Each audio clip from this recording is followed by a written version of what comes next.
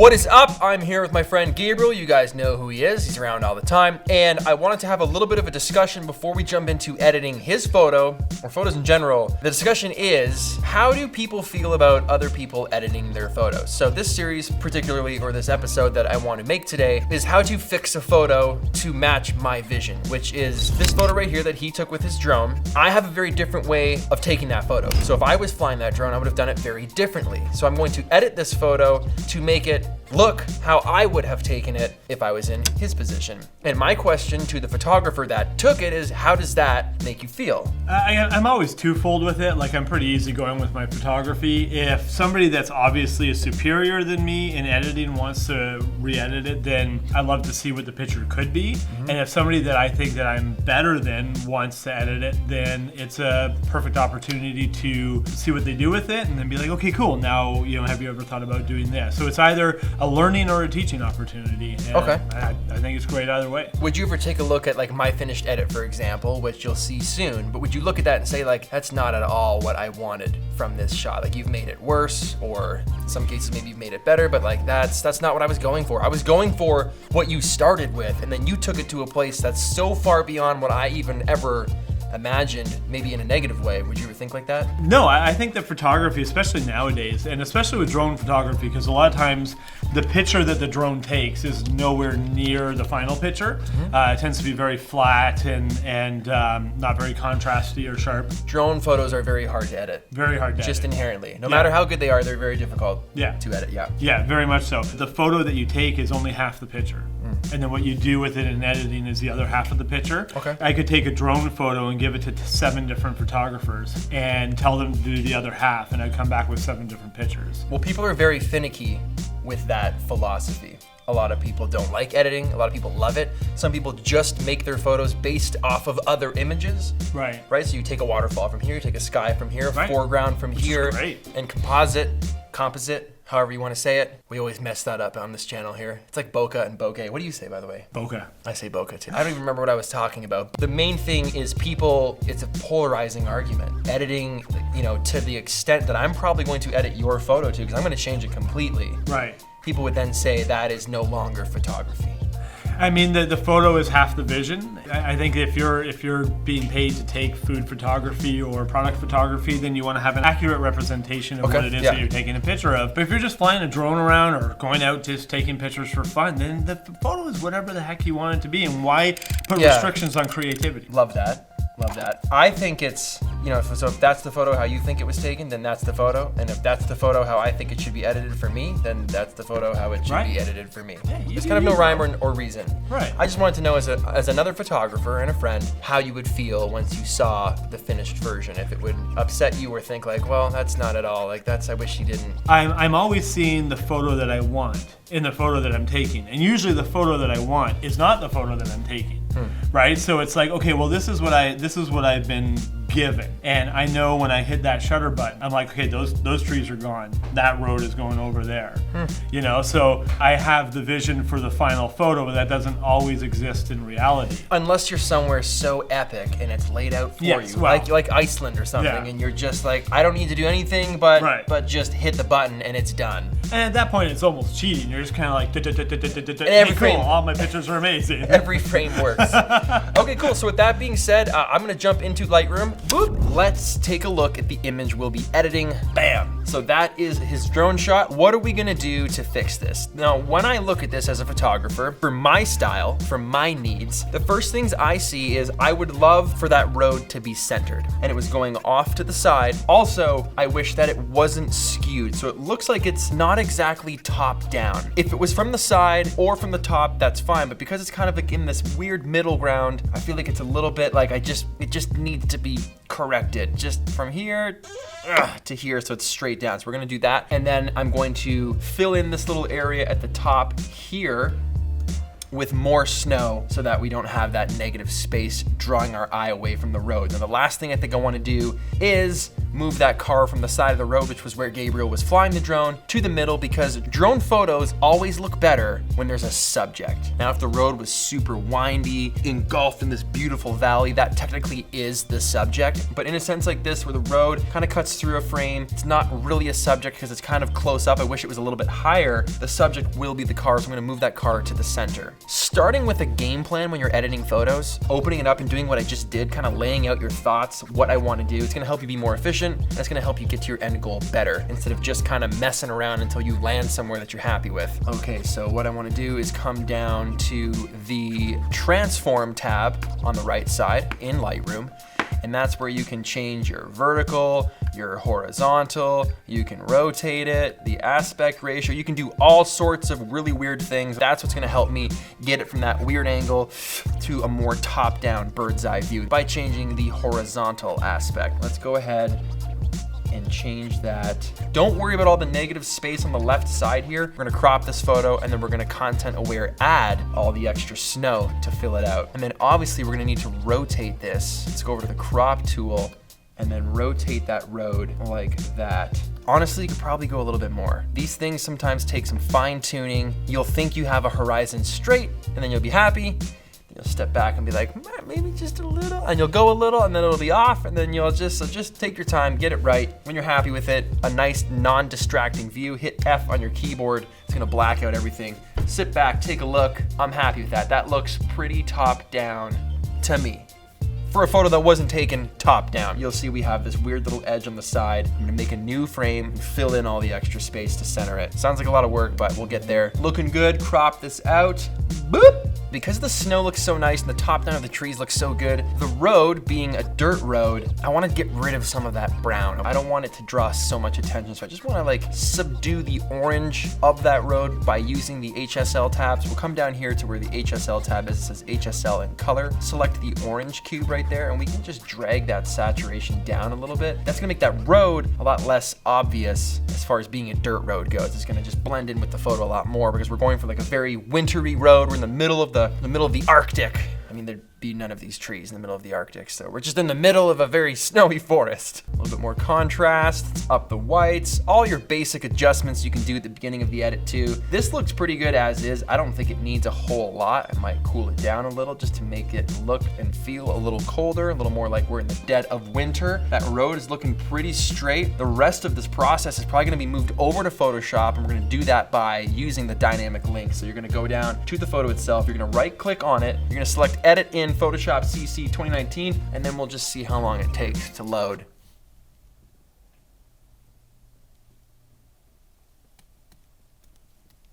So you can see if we zoom in down here, hold spacebar, that lets you grab a little hand view so you can move the frame around. This little spot is what we need to fill in right now. Not a problem, hit M on your keyboard, or go over to the box on this side tab up here, which is the rectangular marquee tool. Highlight that little section there, Shift Delete, content aware, hit OK. What that's gonna do is fill in that little spot with a little bit of a snowy scene there, and then you can zoom in back out. That gray spot looks a little weird, so I might actually just clone stamp. Go over, hit S on your keyboard, that's the clone stamp. Use the brackets to make that a little bit bigger. Hold Option to select the target area, and we're just gonna clean up that. Happy with that right now. Okay, so now I want to move the road to the center of the frame. So we're gonna come down to the layers panel, hit new layer, select your bottom layer, and we're just gonna slide it to the center. Now, if you don't know where the center is, come over here and hit View, New Guide, 50% vertical, hit OK, and that's where the center is. It's gonna give you that ruler. You can hide that at any time by sliding that left or right, but we're gonna keep it right in the center where it should be. And then we're gonna line that road up with the center of this frame, which is roughly there. Bam. You're looking at this photo now and you're thinking to yourself, you're missing about 25% of the picture now because you've lined that road up. Like, what are you gonna do? Now you can try content aware fill for that whole side, but with that amount of detail missing, it might be a bit difficult. Let's give it a go, see how Photoshop does. First, I'm gonna move this out of the way, hit M to select this area, and I'm gonna go Shift Delete, hit OK.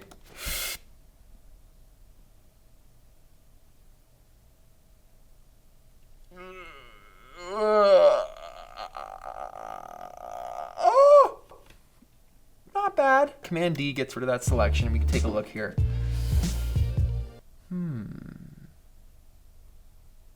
I can work with that. Let's do this. Let's zoom in, take a look at what Photoshop did. We've got some weird patches over here. It kind of looks like clouds, so maybe we put some clouds in to mask some of this weird area, but I think we can clone stamp from the right side and add it to the left side. So again, hit stamp, that's S on your keyboard. Let's make a big selection here, hold Alt, let's choose this side, and let's paste that here, and let's just paste all of this up onto here. Make sure you're selecting different areas of the photo so that all your stamps don't look exactly the same. Let's stamp that all the way down. Stamp, stamp, stamp, okay, stamp, stamp. It's gonna get a little trickier moving closer to the road. So we're gonna be nice and careful.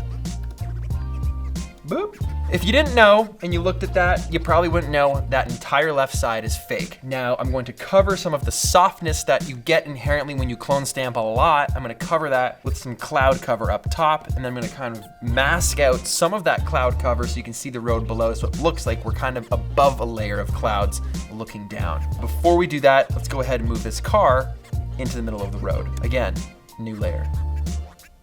Boop. Select your bottom layer and get as close as you can to that car. Hold spacebar so you can move and drag around. Grab the pen tool by hitting P on your keyboard, and then you're just gonna nice and meticulously select around that car. Now the reason we wanna be nice and neat is because I don't wanna leave a big weird shadow. I don't want a half of a car. I want exactly every pixel of this car copied and moved away. Right click, make selection. Okay. We're gonna copy that, we're gonna go up to our new layer that we made, and we're gonna paste it. Now we have a car. We can go double click on that layer and type in car. So let's go ahead and hide that, we don't need it right now. Let's go back down to our bottom layer, the master layer if you will, and we're gonna content aware out this car. Hit L on your keyboard, that's the lasso tool. You're gonna draw around it. See how Photoshop does, Shift, Delete, Enter. That did pretty good. I'm a fan of that. If you wanted to try another method, if you didn't want to do that, you could come over to this tool, line it up. That's not bad either, but I think Content Aware Fill actually worked better than that did. Less of a shadow on the road there. And then if you wanted to clean that up, you could go ahead, clone stamp, and line up the edge of that road, and boom. So if we zoom all the way out, now there is no car in the frame. But like I said, it's always better when you have a subject. So let's unhide that layer. Let's select the top, and we'll put it maybe dead center in the middle. Again, if you want to pinpoint dead center, view, new guide, vertical, 50%, hit OK, view, new guide. Again, you're gonna select horizontal this time, 50%, enter, and then you're gonna line up exactly dead center of the frame where you want that car to be. I think Photoshop does it for you automatically now with purple lines. Just see if it does that. Yeah, so you don't really have to do any of that if you don't want. So let's move it over a little bit. Command T to highlight that car. Let's turn it so it's going the direction of the road a little bit. And then let's add some motion blur. So go up to Filter, Blur, Motion Blur. We can choose the direction that we want the blur, which would be the direction of the road. And we don't want to go ham with it because then it's just like, oh, that car was going Mach 10. So let's go ahead and make it a little less offensive. I'm gonna say like 5, but we want to show that the car was in motion there. I'll move it down the road a little bit. It's like I'm playing a video game now.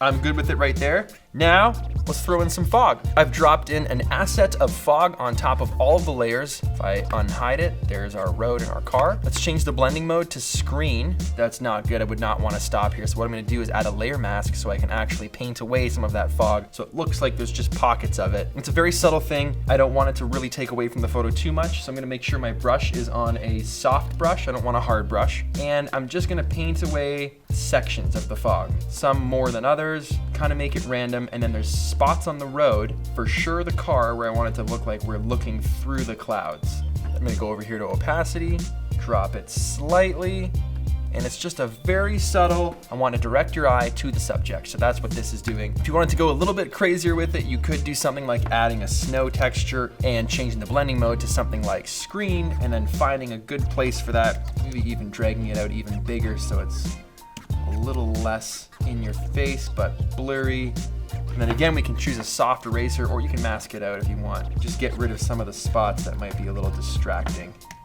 Move it around until you're happy with it. Once you were done, Command S to save it, go back into Lightroom, and it will magically be there. If you want to add any more edits on top of that, you can do so at this point. If you wanted to do exposure, white balance, more clarity, less clarity, this is when you would do it, but you're kind of editing on top of edits already. And I would suggest you do all the Lightroom adjustments you want before you send it to Photoshop. You send it there, you finish it off, good to go. If you're gonna go on Instagram, it's recommended by many people that a 4:5 crop is going to give you more real estate on the screen when you're scrolling. So for engagement purposes, if that's something that you're interested in, you could go ahead and crop this to 4:5, and that is the finished photo. Pretty pumped on that. And if we're looking at them side by side, here is the original, and here is my edit.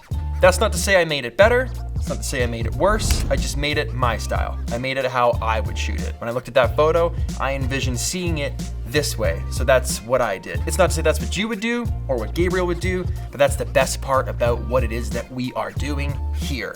It's subjective, and you can do whatever the hell you want to do. So thank you to Gabriel for letting me fix your photo. Didn't need fixing, but thank you for letting me mess around with it and make it totally different. I appreciate it, and thanks for being on this video. To everyone else watching, I hope you learned something. If you have any questions about the process, let me know below. But if you'd like to see more of these videos editing in Photoshop and Lightroom and how I do a certain photo or how I fix a certain photo, maybe make that a series, whatever, let me know in the comments below. It helps me out. But thank you so much for watching. Hit the like button.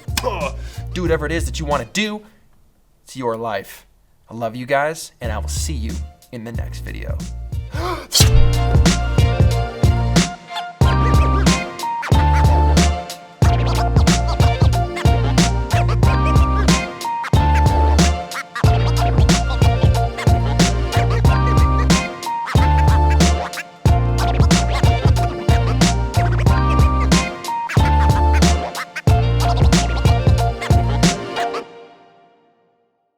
This coffee's from yesterday. I'm gonna drink it. And that's gonna be blah.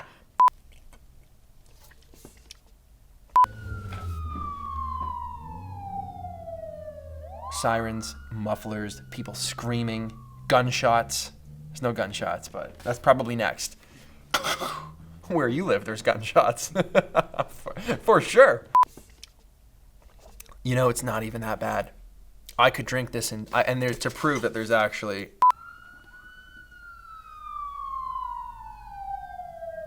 Did I spill it, didn't I? I did.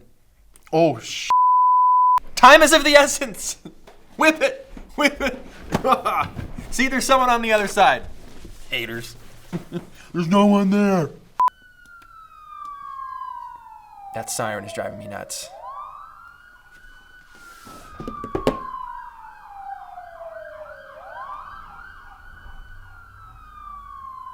Trying to make videos. All right. I don't have any paper towel at home, so I'm going to bring this home with me. That's not true. I just ordered like 36 rolls from Amazon. That's the truth.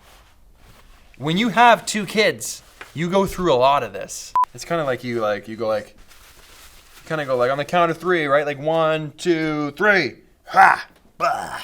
I don't know.